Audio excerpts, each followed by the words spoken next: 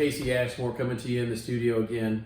And we started these last couple of months video series with acknowledgement about what's going on in our country. And we are sending out love and affirmation and prayers to all of our neighbors and countrymen who are suffering from this unending financial situation due to the coronavirus pandemic. A lot of our neighbors are out of work or hurting for work. And more importantly, and certainly equally importantly, we are all dealing with how we are going to come together and move forward as a society in light of the tragic death of Mr. Floyd. We have to live up to the rhetoric of our own revolution, and we are praying for our national leaders to help find the compromise to get through this and move forward as a nation, as a better nation than we were yesterday.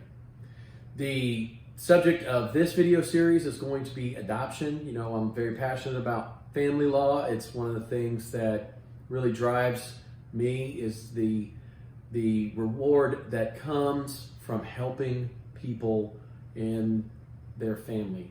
Your family is more important almost than anything in your life. Liberty, probably the most important. Your right to be free. And just a close second to that would be your ability to help somebody in a family law situation.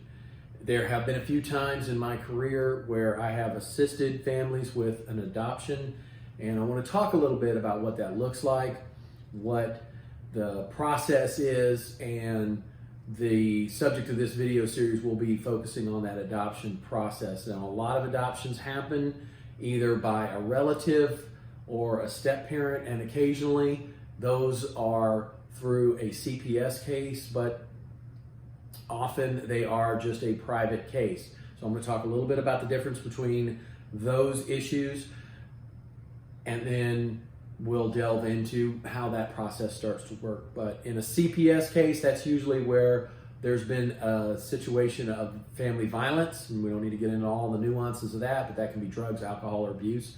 And CPS comes in, removes the child, and the Department of Family and Protective Services through the county attorney's office begins what we call a CPS case. And at some point, reunification is always the goal in a CPS case, but at some point when the chips are on the table, CPS may make a call, the department may make a call that relative adoption or a non-relative adoption is the goal of that CPS case.